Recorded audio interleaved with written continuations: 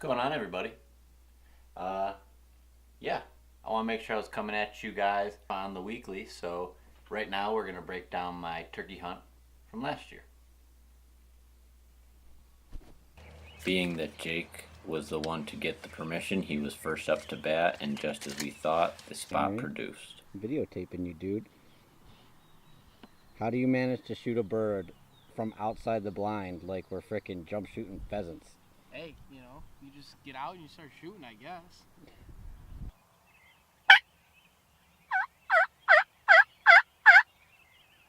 Jake was also actually able to harvest a second bird, so after he did that, I asked him if he wouldn't mind if I ran out before work a couple of times. So, middle of the week, I grabbed my Hoyt, ran out to the blind, and tried to see if I could get it done. It was a pretty foggy morning. As you can see, I only set up one decoy because I just wanted to be able to get in and out as quick as possible. Right here's a map on the Hunt Stand app that kind of depicts on what was going on. If I flip it over this way, it's a little bit easier to see there on your screen. All the way to the left is where the truck was parked, and to the end of that yellow line is where our blind was. Now the turkey were roosting almost every day up along the back end of that pond and pitching down along that purple line out into the back.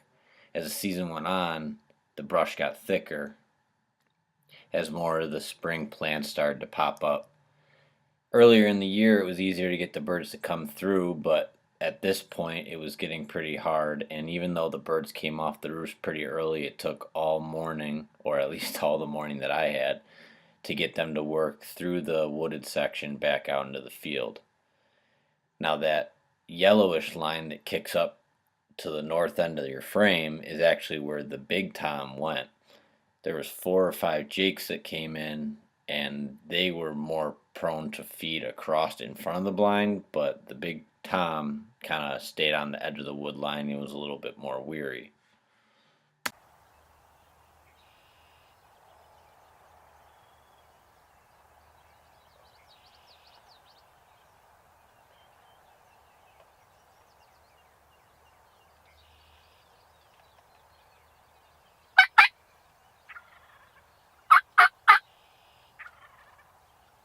The gobbling you can hear outside the frame is actually the big tom staying in the corner along the brush line.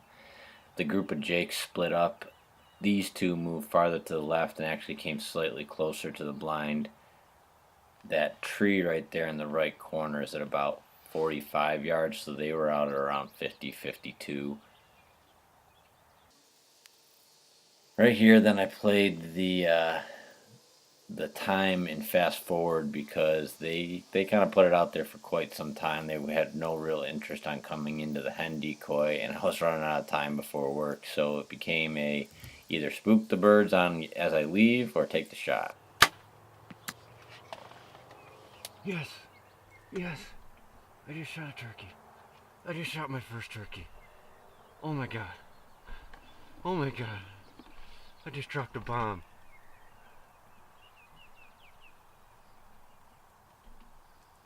I just shot my first turkey. With the bow. Oh my god. Oh my god. So after the hit, the turkey kind of sat like that for a little while, and then you can see he got up. He's the farthest left right now. I knocked another arrow and figured I'd let one fly. That one was at about 65 probably, but after taking the shot at 52, I was pretty confident that I knew the yardage at that distance. I went running out trying to find the bird after that right out of the blind, but he didn't make it very far. I just got into the brush line, and that was pretty much the end of the story. I got my first turkey with the bow, probably a lot farther than I would have expected to, but practicing all year long, that's what helps get it done. And yeah, memory I'll have for a life.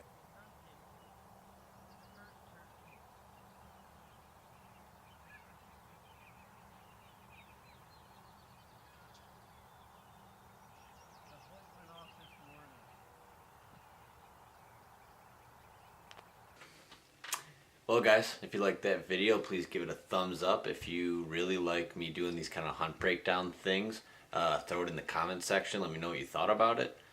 And if you like all my content in general, please just subscribe. I do this because I love doing it. I love sharing it with you guys. and that's just another way for me to share these amazing experiences with some amazing people just like you. So without further ado, as always, I can't wait to see you hit your mark.